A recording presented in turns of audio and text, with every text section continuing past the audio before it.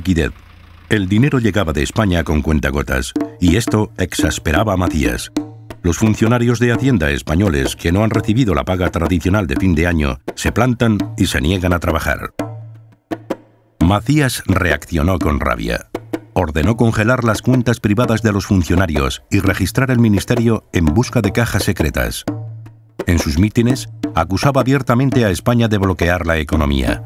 También acusaba a los madereros de asesinos que roban al pueblo guineano.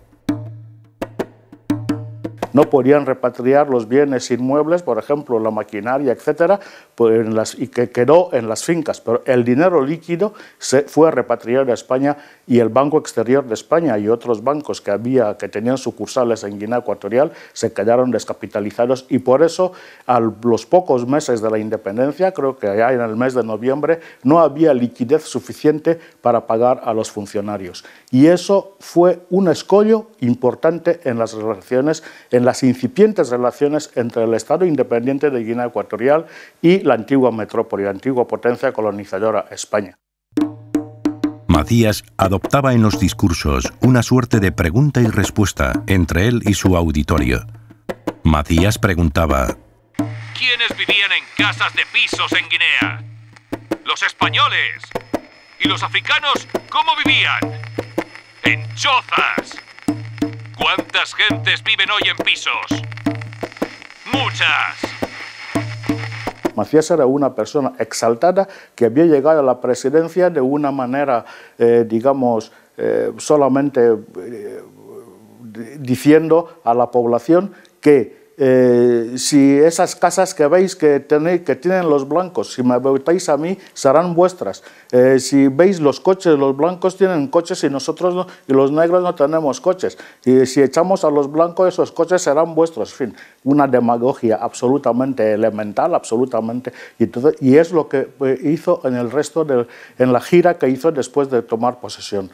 Fue diciendo a la gente que echaría a los blancos y que la independencia de Guinea Ecuatorial era una independencia total y que no tenía por qué estar tutelada por los blancos. Y esas dos cuestiones, la demagogia de Macías, la incapacidad de Macías y al mismo tiempo, la poca diplomacia del régimen español, llevaron necesariamente a la confrontación que se produjo poco tiempo después. Lo cierto es que no había un plan, no sabía por dónde empezar a gobernar. Lo único que vale es descalificar al blanco, eso le gusta al pueblo. En un discurso advierte a sus enemigos: existe un pequeño sector de descontentos políticos por no haber subido al poder, y como me entere que un blanco o un africano se pone en contacto con ellos, automáticamente será eliminado. Tened en cuenta que el presidente de la República tiene todas las facilidades, incluso la de fusilar. Y durante todos esos días Macías reunía a sus seguidores en el campo de fútbol de Bata, daba unos discursos incendiarios, cualquiera de nosotros, como eran radiados, cualquiera de nosotros lo podía escuchar porque lo retransmitía Radio Bata en directo. A continuación de todos los discursos esos, escasamente un cuarto de hora después, se presentaba en nuestro campamento. Se le rendían los honores correspondientes de jefe de Estado por la Guardia de Prevención, se reunía con el embajador y con nuestro capitán, y allí estaba 10, 15 minutos, el tiempo que fuese, todo en plan tranquilo y pacífico, y se marchaba, y hasta el día siguiente. Sí se comentaba decía de que él era nuestro amigo y que no tuviésemos miedo con él. El 22 de enero, el propio embajador español Durán Lóriga discute a pie de avión con los guardias del aeropuerto para impedir la detención del inspector de tributos español, Vicente de los Ríos. Finalmente su familia puede subir al avión y él corre a refugiarse al destacamento de la Guardia Civil de Santa Isabel. A este pobre hombre, entre otras cosas, pues le exigían el tesoro público. El tesoro público, pues allí había gente de esta que creía que el tesoro pues, estaba escondido en algún lado. Y era cuestión de llevarle un pico y una pala para encontrar el tesoro, ¿no? Claro, esto pues, era peligroso porque ellos querían el dinero y este hombre pues no lo tenía, claro, el tesoro. Pues entonces él vino a refugiarse a la Guardia Civil. Entonces el Durán Lóriga exigió a la Guardia Civil que no lo podíamos tener porque él tenía que hacer entrega de todos los papeles y todos los bienes a las autoridades indígenas. Entonces, preveyendo lo que iba a pasar, pues nosotros le dimos estancia en nuestro alojamiento y vino hasta el propio embajador a sacarlo. Las palabras nuestras fueron: mira, esta es la raya de la puerta del cuartel, y luego, si lo detienen fuera de esta raya, pues como esto es un país extranjero, yo no puedo hacer nada, es cuestión de relaciones exteriores. Pero dentro del cuartel, como español, no pueden venir a detenerlo. Pronto, todas las fichas policiales para el control de escopetas y armas cortas, propiedad de los colonos, pasaron a manos de la nueva Guardia Nacional, que reclamó la incautación inmediata. Pero los colonos se resistían y muchos las esconden. Nadie se siente seguro en las fincas. Las noches se van tornando amenazadoras para los extranjeros, mientras los aviones siguen regresando a España, llevando a familias enteras de vuelta a casa. Sí, bastante, sobre todo el tema ese. Me llama una vez a mañana Macías y me dice: oye, todas las armas que tengan los colonos y los negros, él como insulto lo llamaba negros, Macías, y tienen que estar visadas por mí. Y si no están visadas por mí, a la cárcel. El 13 de febrero de 1969, Macías inició una gira por el continente.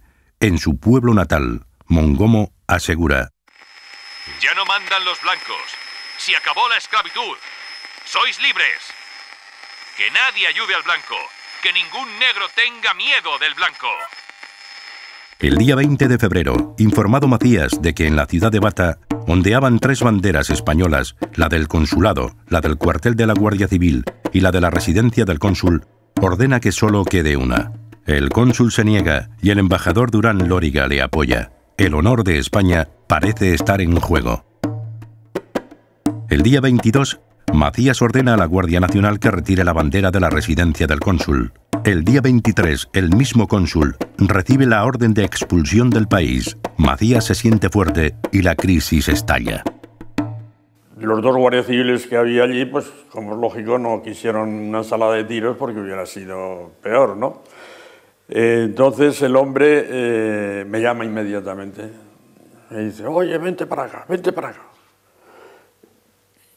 He retirado la bandera española y se le he dicho a la ONU y a Franco. ¿Por qué he retirado? Porque tú comprendes que yo me asomo a las ventanas y no veo mi bandera, veo la bandera de España, del país colonizador, tal, colonialista, decía. Y tal y cual y demás. Digo, oye, muchas naciones por menos han hecho una guerra, ¿eh? Pero tú no vas a hacer guerra. Digo, ¿yo qué voy a hacer guerra, hombre? Yo no te voy a hacer la guerra. Pero es un caso muy grave el que has hecho tú y demás. No se quita la bandera públicamente por un hecho de decir: ustedes tienen muchas más banderas que los demás y vamos a quitar tanta bandera. Era provocar un incidente con la Guardia Civil que daba seguridad al Consulado General de Bata. El capitán Teodoro Navarro, responsable del destacamento de Bata, intenta que el incidente se cierre sin más ruido y envía un coche civil a recoger a los 2 compañeros. El mando de nuestra compañía pidió traer a la pareja que estaba de servicio allí. Consideraron de que mandar un coche oficial era bastante comprometido, entonces ese traslado se hizo en un coche particular, que era mío, fue conducido por mí. Macías continuó su gira por el continente. El día 25 de febrero, en un mitin en Río Benito, proclama: el blanco lo que tiene que hacer es someterse.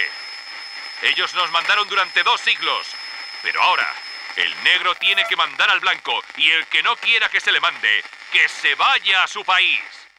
Y ahí empezó. El señor el presidente empezó con alocuciones demagógicas que decía, me las sé de memoria porque las padecí durante mi estancia en el hospital, guineanos, el embajador español, auxiliado por los asesinos de la Guardia Civil, trata de imponer un gobierno colonialista. Acudid a Bata a salvar vuestra nación. Y eso lo repetía cada 4 o 5 minutos o menos todavía. La gente se empezó a alterar, empezaron a pegar palizas a todos, a unos y otros, y ahí empezó el problema de las banderas. El día 26 de febrero de 1969, el mismo embajador Juan Durán Lóriga recibe la orden de expulsión. Se reúne con el comandante Báguena y ordena poner en marcha el plan de emergencia previsto para la ocupación militar de Bata y Santa Isabel, que asegure la evacuación de los ciudadanos españoles. Aquella tarde-noche del día 26, fuerzas de la Guardia Civil ocuparon el aeropuerto de Santa Isabel, las salidas de las principales carreteras, el puerto. Es una operación compleja. Las fuerzas de la Guardia Nacional Guineana se van retirando sin oponer resistencia. Durán Lóriga pide apoyo militar a Madrid, mientras en Presidencia de Gobierno, Carrero Blanco y Castiella intentan medir el alcance de la situación y tomar decisiones. Posiblemente aquel día, si la Guardia Civil no hace ese despliegue y toma esos puntos neurálgicos con carácter preventivo para salvaguardar la integridad de las familias europeas que hay ahí, posiblemente hubiéramos vivido sucesos trágicos y terribles como se vieron en el Congo o se vivieron en otros países que habían estado bajo tutela europea colonial hasta ese momento. Para la evacuación española, las únicas 3 o 4 medidas fundamentales pues era ocupar el aeropuerto. En Santa Isabel, no solamente el aeropuerto, sino también el puerto, tomar las transmisiones y, bueno, y tomar una serie de medidas militares que eran pues, impedir que hubiera reacción por las tropas indígenas. Eso se hizo de una manera casi inmediata. El embajador prohibió taxativamente el que se ocupara la televisión y las comunicaciones de Guinea, lo cual fue una catástrofe de comunicación, porque dejar todas las comunicaciones del país en manos del enemigo real que era en ese momento ya, en esas circunstancias.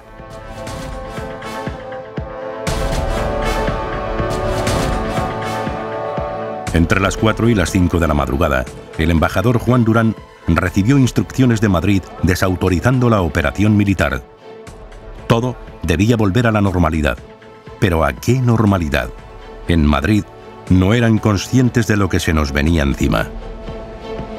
Don Luis, se ha acabado. Coño, embajador, que no podemos hacer esto. Se acabó.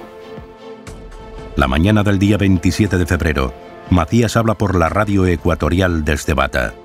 Está exaltado. Declara el estado de emergencia y el toque de queda. Reclama la expulsión de la Guardia Civil y anuncia un telegrama a la ONU acusando a España y al embajador Durán Lóriga de tramar junto con los madereros un plan para derribarlo. Pero lo más trágico estaba por ocurrir. Obedeciendo las indicaciones de la embajada, los empleados de las explotaciones forestales del interior del continente comienzan aquella mañana del día 27 de febrero su repliegue hacia los destacamentos de la Guardia Civil de Bata. A las 15:30, una barcaza con empleados españoles de la firma Juan Jover, que desciende por Río Benito hacia la ciudad de Mbini, en el litoral, es tiroteada por guardias guineanos, resultando muerto el español Juan José Bima, de 27 años. Su mujer y los demás españoles consiguen llegar al buque mercante Cogo, que junto al ciudad de Pamplona trasladan a 400 evacuados a Tenerife, donde llegarían 18 días después. El asesinato de Juan José Bima dispara todas las alarmas. Los aviones no dan abasto. Despegan con 50 o 60 personas más a bordo. Familias enteras buscan refugio en los cuarteles de la Guardia Civil de Santa Isabel y Bata y en los pequeños destacamentos del interior del continente. Muchos van con lo puesto. Han recogido en sus casas lo más imprescindible y el dinero que tenían en efectivo para refugiarse a la espera de instrucciones para evacuar hacia España. La situación no es fácil para conseguir acomodar y dar de comer a todas las familias que llegan, pero la Guardia Civil es consciente de que son la única fuerza que se interpone entre los ciudadanos españoles y las nuevas autoridades del país, y cualquier español que llama a su puerta es bien recibido.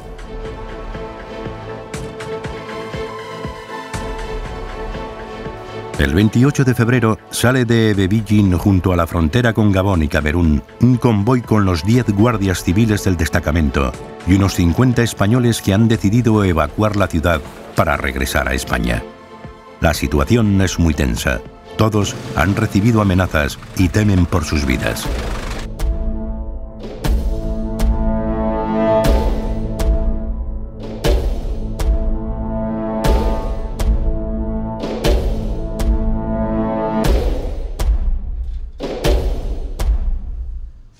Pues mucho miedo. Aquí te traigo este escrito del sargento que mandaba la fuerza allí en Ebibillín, donde explica paso por paso todo lo que hizo allí con esto. Tuvimos que aparcar toda la expedición en el centro del pueblo por donde pasa la carretera general, donde estaba la casi totalidad de la Guardia Nacional de aquella compañía, con armamento de su dotación consistente en metralletas, CEDME, pistolas del 9 milímetros largo y fusiles, enloquecidos por la multitud de juventudes del presidente que gritaban todos en común que ellos podían matarnos y no les pasaría nada. La Guardia Nacional con las armas montadas apuntándonos y gritando con palabras agresivas de muerte, la mayoría en estado de embriaguez. En estos momentos, instalaron una barrera en medio de la carretera por delante de nosotros, compuesta de bidones, vehículos y otros objetos que nos impedían el paso definitivamente. Y llegamos a Micomesén. Y en Micomesén nos pararon en la carretera general, vamos. Micomesén era un poblado, en fin, donde lo más importante era los comercios y las factorías y la fonda y tal, estaban en la carretera, vamos. Y allí nos pararon y allí hubo un momento que fue muy desagradable, pues porque los de la Guardia Territorial estaban armados, todos armados, y en el camión donde nosotros íbamos, iban los guardias civiles. Y hubo un momento en que un guardia se oyó montar el arma, y entonces los de la Guardia Civil inmediatamente también. Y hubo una desbandada de todos los negritos allí. Menos mal que a nadie se le ocurrió apretar el gatillo y que disparara algún tiro, porque hubiese sido horrible. El día 3 de marzo, un destituido Juan Durán Lóriga es sustituido por el nuevo embajador Pan de Soraluce. En el aeropuerto de Santa Isabel se cruza con Atanasio Ndongo, que regresa de una cumbre de la OUA en Etiopía y ha pasado por Madrid para consultar con su colega de Exteriores español. En Madrid se confía en Atanasio para salvar la crisis. El comandante Baguena había cursado instrucciones a todos los mandos para que estuvieran al margen de cualquier maniobra política guineana.